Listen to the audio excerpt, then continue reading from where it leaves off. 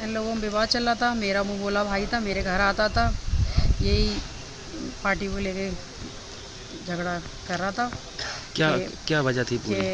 यही पार्टी लेके एक दिन हमारे घर पे बता रहा था हम्म, खालिद के बारे में कि हम्म, वो कह रहा था ये बीजेपी को लड़ाओ, और बोले मैं समाजवादी का नेता हूँ। हम्म, तो इसने खालिद ने अपनी अकड़ दिखाई उसके लिए, हम्म।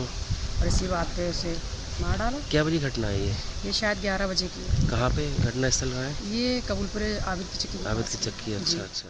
एक मुसलमान को सिर्फ इसलिए मार देता है, कत्ल कर देता है कि वो समाजवादी पार्टी की हिमायत कर रहा था। और जिस मुसलमान ने मारा है वो बीजेपी की हिमायत कर रहा था।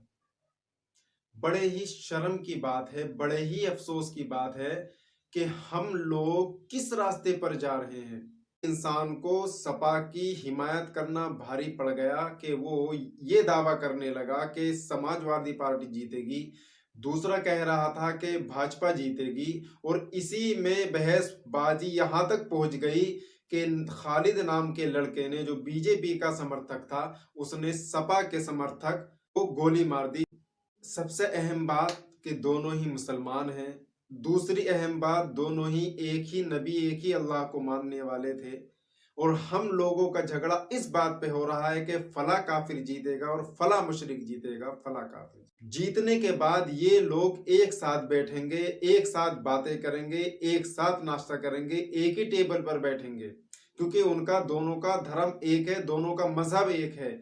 ये सिर्फ अपनी जीत के लिए और अपने फायदे के लिए ये लोग आपस में अभी कुछ दिन के लिए एक दूसरे के खिलाफ बोलेंगे कि वो अखिलेश यूं कर रहा है, अखिलेश ने ऐसा कर दिया, अखिलेश ने मुसलमानों को यूं कर दिया, उसने यूं कर दिया और उसने यूं कर दिया।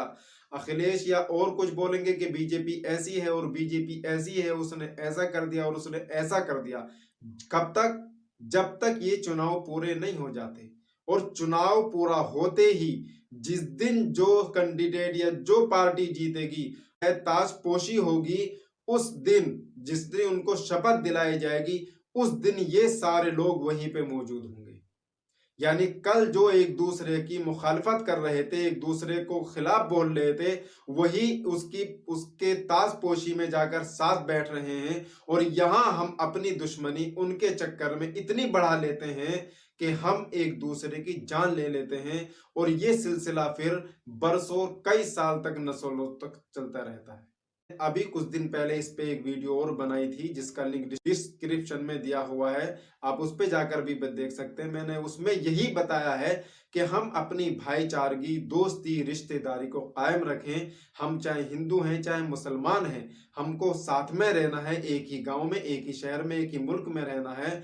ये नेता लोग किसी चीज में काम आने वाले नहीं है। हमारा काम आने वाला जो है हमारा भाई और हमारा वो दोस्त ही है जिससे हम बहस कर रहे हैं आपस में बैठकर, या जिसके हम समर्थक है, या वो तुमको कुछ आगे दे रहा है, या वो जानता है कि खालिद है जो हमारा समर्थक है, या शारिक है जो हमारा समर्थक है। वो कोई तुम्हें नहीं जानता, न मुझे जानता है, लेकिन हम उनके बारे में बहस करके अपनी जान जोखिम में डालने और गुनाहगार बनने। तो चुनाव करें, वोट करें, सब कुछ करें, ये हमारा अधिकार है, लेकिन हमें सिर्फ चुनाव देना है कि हमें किसे वोट देना है।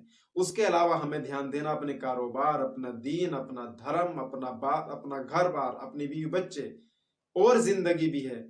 खाली इसी में बहस, जितनी बहस हम चुनाव के मामले में करते हैं, इतनी बहस दीन के मामले में अगर हम कर लें, अपने घर के कारोबार के मामले में अगर हम लें, तो हमारा दीन भी मजबूत होगा और हमारा कारोबार और घर भी मजबूत होगा। तो इस चीज से बचें। पैगाम अच्छा लगा हो तो वीडियो शेयर जरूर करें।